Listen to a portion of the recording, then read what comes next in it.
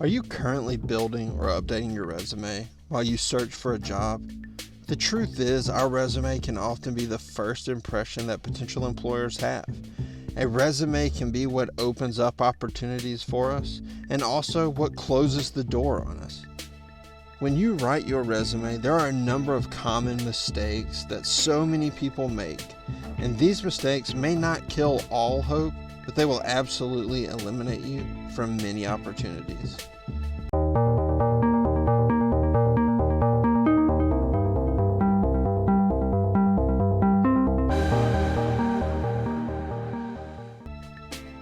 What are these common mistakes? Number one, errors and poor grammar. Many people rush through the process of building a resume, or they get so caught up in details that they fail to check spelling, grammar, and inconsistencies. With the importance of obtaining a job and the ability to run spell check on almost any platform available, employers will take this as a sign that you paid little attention to the resume. If an employer thinks that you have no attention to detail or are lazy, there's really no incentive for them to even consider you as a candidate.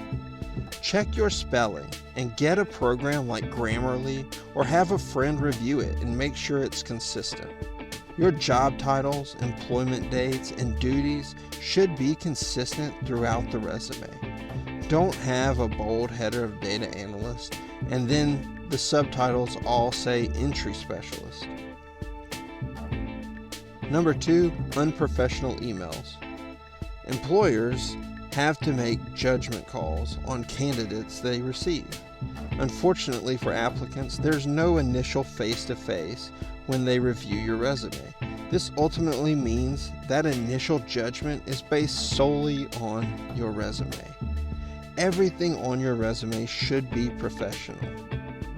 The resume should cause the potential employers to judge you as someone who fits the role that they are looking for. So many people work hard on their resume, but continue to use an absurd email address.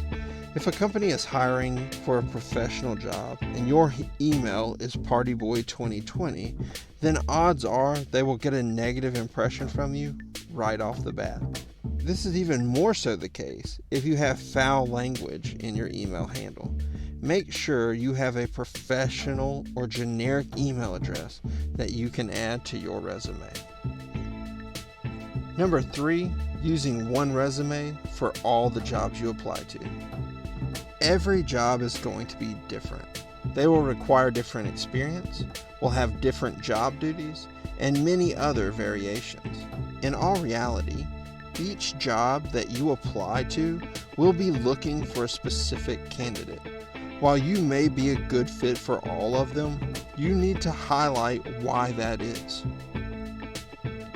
Having one resume that is broad and generic and then using that for every job you apply to will ultimately hurt your chances.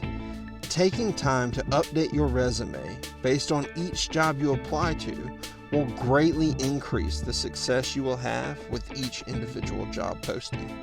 Having one resume is the easiest route, but we shouldn't be looking for easy. Number four, general statements and accomplishments. So many people will give their job title, a generic statement about what they did, and then list some accomplishments. In most cases, this isn't helpful to the employers, and it won't help you get ahead of other candidates. Every organization will have their own sets of jobs, and odds are each organization will use these jobs slightly different.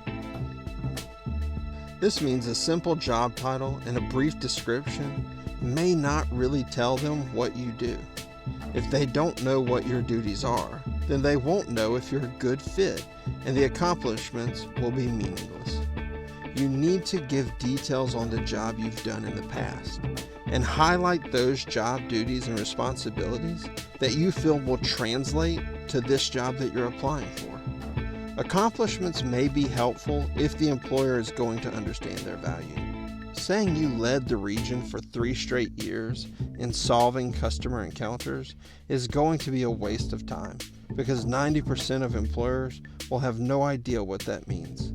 List accomplishments that are meaningful or reword them in a way that they will make sense to the people reading your resume. Number 5, weak summaries or objectives. Most people include that initial objective or professional summary at the top of their resume, and employers read those sections, and they should be impressive. Try to avoid using generic office talk or giving too many obvious statements. A summary that says seeking career growth or experienced professional is okay, but it's a waste of the reader's time and a waste of the space on your resume. Employers are going to assume you're seeking career growth, and they will know you're an experienced professional by reviewing your resume. Your summary should be more specific about what type of professional you are and include some specific details or accomplishments that would stand out to potential employers. I'm an experienced benefits analyst that developed and implemented a new benefit structure for an organization of over 1,000 employees. Now, if you're applying to a benefits job, that will instantly jump off the page to the people reading your resume. So be specific and let the people reading your resume know why you should get this job. Number 6, saying what you're supposed to do versus what you did. This is typically just a verbiage issue. Many people get caught up in what their job was and not what they did. When building a resume with this mindset, you can begin to word things in a way that isn't beneficial for you. Rather than saying what the job was responsible for, say what you did. In other words, don't say, I was responsible for writing job descriptions. Say, I wrote job descriptions. This is a subtle and slight change, but it can make the overall resume sound more active and increase your workload in the mind of the reader. They aren't reading about your job, but about how you worked within that job. Number 7 is poor length. Admittedly, this is a tough one and likely one that you will never get perfect, but we should attempt to find a good balance when it comes to length. Different employers are going to view this issue differently. I've participated in many interviews in my career, and I've seen resumes that were less than half a page, and I've seen others that were 4+ pages. In my experience, both extremes can turn people off.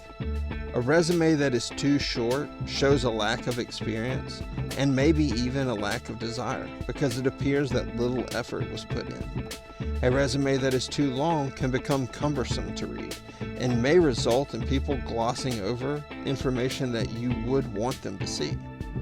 So build your resume to be comprehensive but still digestible enough that no one will miss the highlights you've included. Anywhere from 1 full page to possibly 3 pages, depending on the experience, should be sufficient. Any more or less, and we may be getting to one of the extremes. Number 8, there's too much on the page. Resumes should be comprehensive, detailed, but also clean looking. This doesn't mean that it has to be simplistic or that additional columns and information is bad, but there is a line we don't want to cross. If your resume has 5 sections, 3 columns, a picture, and a design, then you've probably gone too far. Your sections should be limited to a summary, history, contact information, and maybe an accomplishments section. This can be in rows or a couple of columns, but you don't want to overwhelm the reader with a busy resume.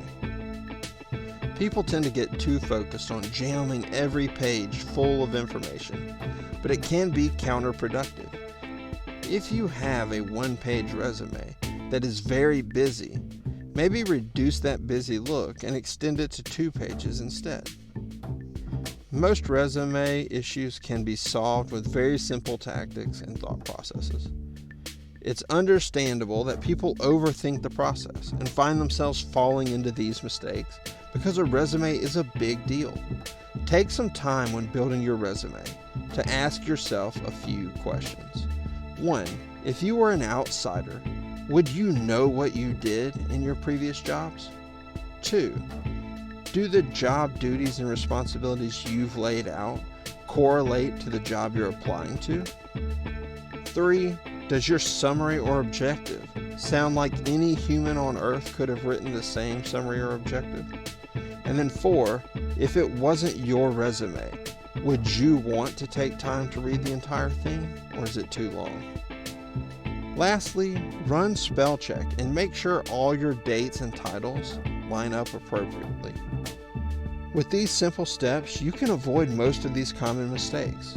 If you've already built a resume, then go back through it and ensure you've avoided these mistakes and make corrections where necessary. If you enjoyed this video and you would like to see more content like this, then please subscribe and hit the notification bell so you will be notified of any of our upcoming videos. We'll see you guys next time.